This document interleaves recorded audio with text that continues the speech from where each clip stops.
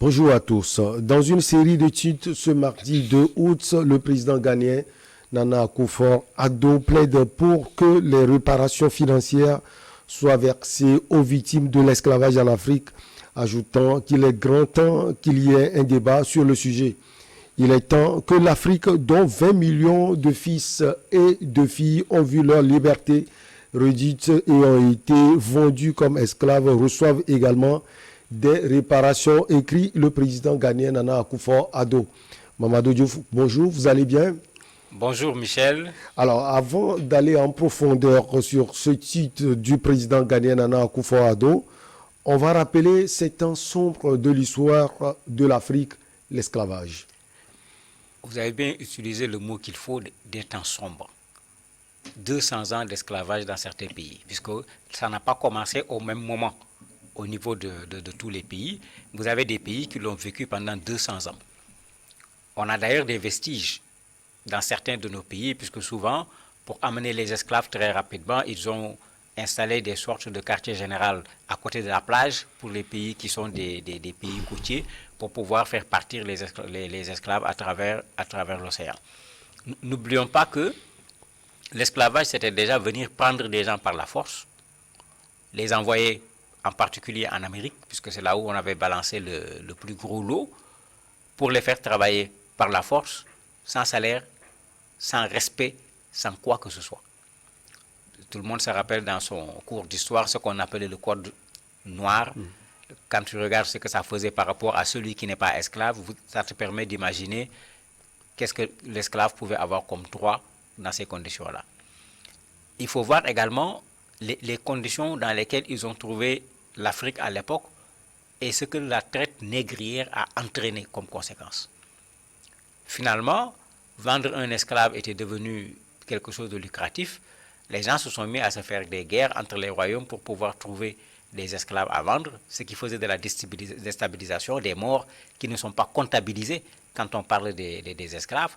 Et pendant ce temps, sortir, aller mener des activités était risqué, puisqu'à tout moment, un chasseur d'esclaves pouvait te rencontrer, t'attraper et puis t'emporter. Ta famille ne pourra plus jamais savoir par où tu es passé, puisque c'était terminé pour toi, il n'y avait rien d'autre à faire. Mais toute cette barbarie, parce qu'on ne peut pas l'appeler autrement, pendant 200 ans, le vrai problème, c'est qu'on est en train de faire comme si rien ne s'est passé. Et c'est là où moi j'apprécie qu'il ramène la chose au devant de l'actualité, parce qu'il y a un devoir de mémoire à faire. On dit 20 millions, le chiffre n'est même pas précis. Parce que quand tu fais 20 millions de façon globale, ça veut dire qu'on a fait à peu près. Il y a un travail à faire pour savoir même est-ce que ça ne dépasse pas les 20 millions. Il ne faut pas qu'on oublie, comme on nous les a montrés dans des livres d'histoire, comment on les mettait dans les bateaux comme des brins d'allumettes surchargés pour les transporter. Comment on jetait les gens à la mer quand ils mouraient ou quand ils étaient malades et qu'on croyait qu'on ne pouvait rien faire, ils risquaient de contaminer les autres. Mais tout ce pan d'histoire, où ce sont des Africains en particulier qui ont subi tout ceci, on ne peut pas l'effacer et puis nous demander de faire autre chose. Il faut que les Africains s'arrêtent sur cette affaire, qu'on fasse un devoir de mémoire et après qu'on pose le débat de la réparation ou pas. Parce que ce devoir de mémoire me semble extrêmement important avant même la question de la réparation. Alors, quel va être l'impact de cette sortie du président Nana Akufo-Addo? D'abord au niveau africain, parce qu'il faut une certaine solidarité des Africains. Ça va être difficile, parce que les postures ne sont pas les mêmes, aussi bien au niveau des politiques qu'au niveau des historiens et des intellectuels de façon générale. Il faut rappeler qu'en 2001, il y a eu une rencontre à Durban, en Afrique du Sud, qui posait la question du racisme, qui en profitait pour poser la question de l'apartheid, qui posait également la question de l'esclavage, la situation des Palestiniens par rapport à Israël, etc. Lors de cette conférence, cette question des réparations avait été posée. Mais les présidents à l'époque n'avaient pas les mêmes postures. Ce qui veut dire qu'on ne parle pas encore d'une même voix sur la question de la réparation. Quelqu'un comme l'ancien président du Nigeria, Olusegun Obasanjo, lui avait dit qu'il n'est pas question de parler de réparation. Pour lui, il faut plutôt régler la question mémorielle. quelqu'un comme Wade, puisqu'à l'époque, on débattait également du plan Oméga en essayant de mettre quelque chose d'économique pour l'Afrique, lui, il avait dit qu'on ne mélange pas ça avec le plan qui est en train d'être conçu. L'ancien président du Togo, le général Gnassingbé Eyadema, lui, il avait dit, mais on peut parler de réparation et pour rendre les choses concrètes, on peut transformer les réparations en annulation de la dette de l'Afrique, en considérant qu'eux également, ils doivent à l'Afrique. On fait comme ce que les banques font, on fait la compensation entre guillemets et puis on annule la dette. L'idée n'est pas mal. Parfaitement. C'est pour dire tout simplement que les postures ne sont pas les mêmes. Vous avez des historiens qui disent que c'est ça la vie, on vit ensemble, il y a des problèmes. Faut solder la question, pas nécessairement en termes de réparation, mais plutôt en termes de devoir de vérité pour restituer les choses comme les choses se sont passées et puis qu'on arrête d'enseigner l'esclavage dans les écoles parce qu'il ne faut pas l'enseigner pour que les gens continuent à se sentir comme étant des esclaves, mais qu'on en fasse une donnée de l'histoire en vidant la question pour qu'on sache de quoi il s'agissait. Donc les positions sont divergentes. Ce qui va se passer, c'est qu'il a ramené la question, mais les discussions vont reprendre pour voir quelle attitude il va falloir avoir. Et je crois qu'il l'a très bien compris lui-même, parce qu'il demande à l'Union africaine de prendre en charge la question en sachant que tout seul, on se retrouvera encore dans cette contradiction. Il aurait été bien que les Africains s'entendent sur, j'allais dire, une plateforme commune sur cette question et que cette plateforme commune soit adressée à ceux qui sont les auteurs de cette affaire. C'est vrai qu'ils ne sont pas eux-mêmes ici, mais comme on nous dit que c'est la continuité qu'il y a dans l'État, mais les États où ils étaient, les États qui en ont profité, qu'ils répondent. Parce qu'il y a des bâtiments aujourd'hui très connus dans des pays comme la France, les États-Unis, qui ont été bâtis sur la base de l'esclavage et de la colonisation. Les bâtiments sont là. Ça montre que ces gens ne sont pas allés tout simplement, ils sont allés construire le développement de ces pays. Quand des gens réclament des réparations dans ce sens, pour moi, la réclamation, elle est pertinente et on l'a fait pour d'autres. Pourquoi pas pour les Africains? Alors, pouvez-vous nous donner justement la position de ces pays, par exemple, que vous avez cité, Mamadou Diouf, et en même temps les expliquer, surtout les États-Unis d'Amérique concernant l'esclavage? Vous connaissez la méthode la plus simple, on dégage en touche. On dégage en touche, il y a eu la guerre de sécession, il y a eu l'abolition de l'esclavage. En fait, un discours pour montrer qu'en quelque sorte, nous nous sommes rachetés parce que nous avons arrêté, les pays africains ont obtenu par la suite leur indépendance, etc. Il y a ce discours qui est là pour dire que, bon, on ne peut pas nier, parce que c'est un fait historique, personne ne peut le nier, mais montrer que les choses ont évolué, finalement, il n'y a plus d'esclavage, etc. C'est une vérité d'un point de vue historique par rapport à l'évolution, mais cela n'empêche que les 20 millions de personnes ont bel et bien été sorties du continent africain. Et rappelez-vous, quand on cherchait, ce n'est pas les vieilles personnes qu'on venait prendre. Brave. On cherchait vraiment des êtres de qualité capables de donner la force de travail qu'ils cherchaient. Mais si on avait laissé cette force de travail en Afrique, il n'est pas évident qu'on serait là où nous sommes aujourd'hui. Parce que c'est la réplique également qu'il faut leur donner pour qu'il soit clair que c'est une force de travail qui a été déplacée. Ce n'est pas simplement des populations. On a choisi les gens qu'on a amenés pour un but bien précis. D'autres disent, mais ce n'est pas nous. Ça fait partie de notre histoire, c'est nos grands-pères qui l'ont fait. Et malgré tout, si vous regardez jusqu'à présent, même la demande de pardon n'est pas franche. Parce qu'il y en a qui disent, mais qu'ils reconnaissent d'abord, qu'ils reconnaissent l'intensité de la chose et qu'ils présentent leurs excuses, puisque c'est eux qui sont là. On voit régulièrement le pape présenter des excuses pour des crimes qu'il est loin d'avoir commis. On l'a vu récemment au Canada aussi. Oui, ce n'est pas lui qui a commis ces crimes. Mais c'est lui qui est aujourd'hui le premier responsable de l'Église. Il prend sa responsabilité en tant que premier responsable de l'Église pour assumer ce qui s'est passé avant et présenter ses excuses.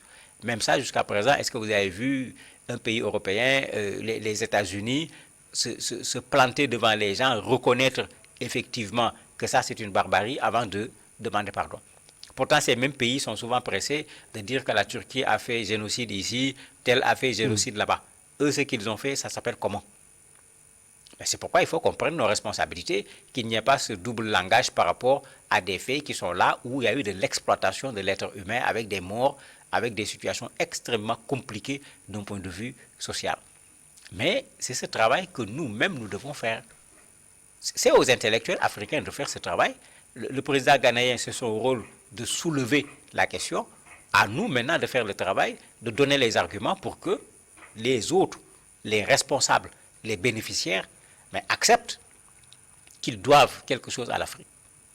Ils vont payer, ils ne vont pas payer, ça pourra être discuté. Comment ils vont être payés, ça peut être la méthode du général Ayadema qui dit on n'a qu'à effacer la dette. D'autres ont dit ils n'ont qu'à payer financièrement, etc. Ce qui est sûr, c'est que si on veut trouver une solution, on peut la trouver. On a vu ce qui s'est passé avec les Juifs après la Shoah. Mais pourquoi ne pas prendre la même procédure, même si les éléments ne sont pas exactement les mêmes, si l'intensité n'est également pas la même, mais on peut passer par ce même chemin pour voir. Avec les Juifs, on est allé jusqu'à restituer des bagues en or que les gens avaient arrachées, des tableaux d'art, etc. Mais le même travail peut être fait pour voir qu'est-ce qui peut également être restitué aux Africains, bien sûr, en n'oubliant pas la partie diaspora également. Parce que n'oublions pas que nous sommes là en Afrique. Il y a d'autres qui sont noirs ailleurs, qui étaient ici en Afrique, qui sont également des victimes. D'ailleurs, ça faisait partie des inquiétudes du président Olusegun Obasanjo. Il disait, mais attendez, si on dit qu'on va donner des réparations d'un point de vue financier, est-ce que la réparation financière ne risque pas de créer des problèmes entre la diaspora et les populations africaines? Et la question ne manquait pas également de pertinence. Alors, Mamadou, vous avez parlé de 20 millions de personnes. Finalement, comment on va pouvoir faire les décomptes par rapport aux familles? Ce sont des membres des familles qui ont été arrachés. Ce travail, comment il peut être fait selon vous? Mais on peut faire un travail de mémoire qui peut permettre, dans des familles où on a gardé un certain nombre d'éléments, de faire ressortir ce que le président Gadaye a dit, parce que dans ce tweet, il est revenu sur ça en disant qu'une jeune fille qui sort pour aller chercher de l'eau, elle est tout simplement kidnappée et puis c'est terminé. La famille ne la revoit plus. Un garçon qui sort pour aller jouer peut être également attrapé et puis être vendu. Quand on parvient à avoir des histoires en la matière qui peuvent être retracées, parce qu'il y en a qui ont été gardées par la mémoire collective, il faut retracer ces histoires-là pour qu'on sache que voilà ce qui s'est passé, voilà comment ça s'est passé, voilà des anecdotes, voilà des exemples de façon précise. Il est clair qu'on ne pourra pas retracer les 20 millions. Mais les navires qui prenaient ces esclaves, ben, il y avait des fiches, on les vendait. Et on connaît ces gens qui sont venus ici, c'est des gens de l'écriture. Et c'était du commerce. On écrivait parce qu'il fallait gagner de l'argent. Mais on peut avec ça essayer de voir qu'est-ce qu'on peut retrouver comme information exacte qui va permettre demain de faire un travail d'un point de vue écriture, d'un point de vue cinématographique sur cette question. Parce qu'il y a beaucoup de choses qu'on peut faire si on met bien sûr les documents qu'il faut à disposition. Maintenant, retourner aux familles va être extrêmement compliqué. Et le président Obasanjo l'a dit clairement, parce que s'il appartenait à ma famille, on l'a amené en Haïti, on l'a amené au Brésil, on l'a amené ailleurs. En Guyane. Est-ce que lui, il se retrouve? Parce qu'on a déjà ce problème. Vous voyez beaucoup de Noirs qui veulent revenir en Afrique, qui essayent de faire eux-mêmes ce travail pour essayer de voir de quel pays on les a fait partir, pour pouvoir retrouver leurs ancêtres. Et il y en a qui s'y investissent de façon extraordinaire, mais ça aboutit très difficilement, parce qu'il ne faut pas qu'on oublie que c'est 200 ans d'esclavage. Sans compter que quand l'esclave partait, il portait le nom de son maître. On faisait tout pour effacer son propre nom, effacer son origine, l'empêcher de se rappeler de sa langue et de son origine. Mais, comment il s'appelle encore, Alex Haley, avec son film Racine, avec Kunta Kinte et le rôle qu'il a joué, a montré que même ces esclaves ont compris qu'ils venaient de quelque part et ils ont fait autant qu'ils pouvaient pour garder ce quelque part-là. Mais il y a ce travail que nous, on doit véritablement faire en tant qu'intellectuels pour que cet effort ne tombe pas dans l'eau. Kunta Kinte est un exemple, il y en a certainement 1000. Et chacun mérite un film, un livre, pour que les gens comprennent réellement ce qui s'est passé. Maintenant, la compensation financière, je ne crois pas que ça va être de la compensation par famille parce que ça va être extrêmement compliqué. On prendra peut-être la méthode de l'ancien président Adema en disant on enlève la dette, ou bien une autre méthode qui consiste à dire on va faire un certain nombre de choses pour les Africains, un certain nombre de choses pour la diaspora noire africaine qui est issue de cet esclavage. Mais si on veut aller vers des compensations de façon individuelle, je crains fort que ça ne puisse pas être réalisable. Alors, cette question, Mamadou, quand on parle de l'esclavage, c'est aussi presque toutes les Antilles, hein, les Antilles françaises, on a aussi les Antilles hollandaises, par exemple, oui. le Suriname et oui. autres. Alors, tous ces États, c'est presque une continuité de l'Afrique. Selon vous, à ce niveau, comment le travail va se faire? Parce que ce n'est pas seulement les États-Unis d'Amérique. Mais tout à fait. C'est pourquoi je disais que les gens de partout essayent de chercher de quel pays africain ils sont partis pour essayer de pouvoir retrouver leur origine. Ça fera partie de la complexité de la chose, mais c'est parce qu'on a laissé le temps passer. Plus tôt on se serait levé pour faire le travail sur cette question, plus tôt on aurait pu, dans une certaine mesure, retrouver les traces de certains parmi ceux qui ont quitté l'Afrique et qu'on a dispersés dans des continents, dans d'autres espaces qui n'ont rien à voir avec le continent africain. Mais bien sûr, plus on laisse le temps passer, plus la restitution de façon précise va devenir quelque chose d'extrêmement difficile. Maintenant, de façon générale, on voit aujourd'hui ce qu'on appelle la diaspora s'intéresser au continent africain. Vous voyez des Américains qui te disent clairement je suis américain, je suis africain en même temps. Il ne revendique pas son américanité tout simplement. Il assume le fait que c'est un Africain. Je crois qu'un travail peut être fait sur cette base. Ou, pour éviter ce que craint le président Obasanjo, qu'on dise voilà 10 milliards de dollars et qu'il y ait une bagarre entre Africains et diaspora pour qui prend quoi. Mais que la diaspora et les Africains se mettent ensemble. Qu'on crée une sorte de panier commun pour dire que on va revendiquer. Quand on va revendiquer, tel pourcentage reviendra à la diaspora, tel pourcentage reviendra à l'Afrique, et on s'entendra avec des économistes et autres pour essayer de quantifier c'est quoi les dommages qui ont été causés à l'Afrique, et en ce moment que les gens défendent pour voir qu'est-ce qui sera obtenu, parce qu'on est très loin du partage. Il ne faudrait pas qu'on commence déjà par le partage jusqu'à ce qu'on ne puisse pas avoir les résultats. Je crois que le partage doit être la dernière chose. Ça peut être compliqué, mais je me dis que ce n'est pas la formule qui va manquer si on met nos intelligences en commun. Merci beaucoup à vous, Mamadou Diouf. La petite pause s'impose et derrière on reçoit l'invité du jour.